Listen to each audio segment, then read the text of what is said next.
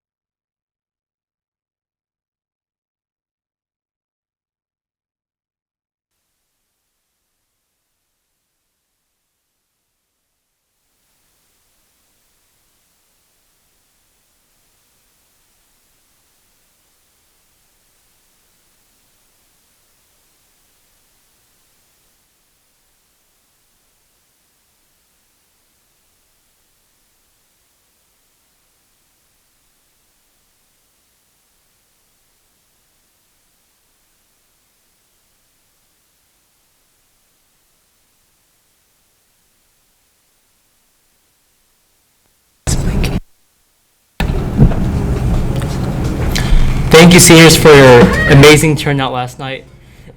Last Thursday night to College 101. We had over 50 students attend and many more parents.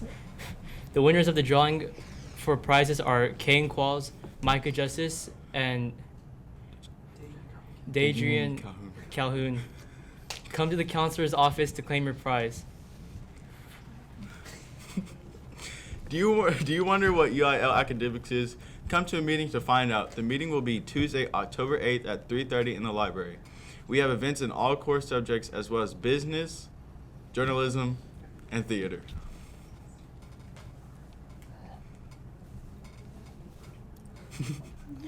Grayson College, Stephen F. Austin, and military recruiters will be here this Thursday in the library and at lunch to answer any and all of your college and career questions. Please stop by and visit them. There will be a HOSA meeting on October 17th at 7:30 and 3:20 in the Little Theater. We will be decorating gift bags for local nurses, discussing our fundraiser, and getting ribbons for this month's cancer awareness. HOSA members only need to attend one of the meetings that day. SHS Theater will be performing Peter and the Starcatcher October 11th through 13th in the auditorium. This show is a plucky prequel to Peter Pan, told through heartfelt and imaginative storytelling. Performances are Friday, October 11th at 6 p.m., Saturday the 12th at 2 p.m. and 6 p.m., and Sunday the 13th at 2 p.m. Tickets are $5 at the door, cash and check only, please. Have you always wanted to drive a brand new Ford car or truck? If you are 18 years old and have your license, you can do that on October 10th. Ford will be bringing out some brand new vehicles for you to test drive. There's no obligation to buy, and they can't try to sell you anything. The event will take place on Thursday, October 11th in the parking lot by the auditorium at 2 p.m. and going until 6:30 p.m. Students will get popcorn, a bottle of water, and a gift from Ford. And now our sports update with Ricky Summers. At 9 a.m. this morning, varsity boys and girls golf traveled to Tanglewood Resort to compete against Denison. Varsity boys and girls tennis will also hit the road against Denison on October 8th at 3:30 p.m. Junior varsity tennis will play October 10th at 3:30 p.m. Last but not least, our varsity teams will pink out here at home against McKinney North on October 8th. Freshman and junior teams will start at 5:30 p.m. The freshmen will be in the West Gym, and varsity will start at 6:30 p.m. To end the show, here's a student-produced segment by our own Cats News, Andrea. Have a great rest of your day, and go Cats. So we've been hearing a lot of talk about our current president possibly being impeached, and not many of us knows what that even means. Some of y'all might be sitting there asking yourselves, what is impeachment? Is our president getting removed from the office? Is our president turning into a peach? Well, never mind. Well, luckily for you, I got the wonderful Miss Biagiotti to explain what impeachment is, what the process is, and what would happen if our president does get impeached.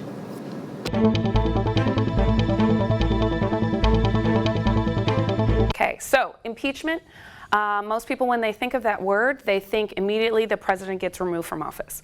But as you can see here from my handy dandy smart panel, that is not exactly the case. There are actually 8 steps that we need to get through in order to even remove the president from office. This has happened twice before, and we've never made it to the point where we actually convict and send a president out from office.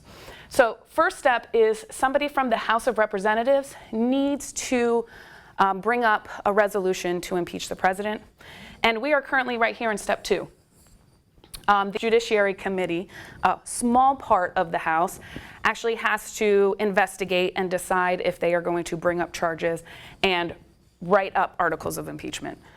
From there, the House decides if there's enough evidence that they want to remove the president. And even then, we're not done. It's got to go over here to the Senate, and they have to go through another trial and decide ultimately if they want to remove the president. So if the president gets impeached and goes all the way to the end and gets removed from office, this is the most unlikely scenario. Like I said before, we've done this twice before and never removed a president.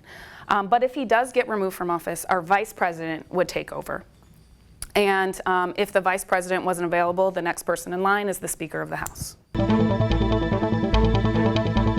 Yeah, it's happened twice before. The first time ever was with Andrew Johnson, who was our president after Abraham Lincoln. When he was in power, Congress decided they did not like how he was handling the South and reuniting them with the unions. So they decided to try to remove him from office so they could get their side heard. He actually did not get removed from the Senate by one vote. They were short one vote to remove him. It happened with Bill Clinton, and ultimately he was decided not to be removed from office. He was charged with lying and covering up a lie. And Nixon was almost impeached, but before we could start that process, he decided to quit. Sure. This time now, talking about impeachment, is so unprecedented because not only has it only happened twice before, but we've never had impeachment be discussed during a president's first term. Andrew Johnson, he was never elected president. He only took over once Lincoln was assassinated. Under Nixon, when he resigned, he was in his second term. And the same with Bill Clinton, it was in his second term. So this time around, it's so new because we've never done it before when a president's only been in office for one term. Well, thanks for having me. Go Bearcats. Go Bearcats.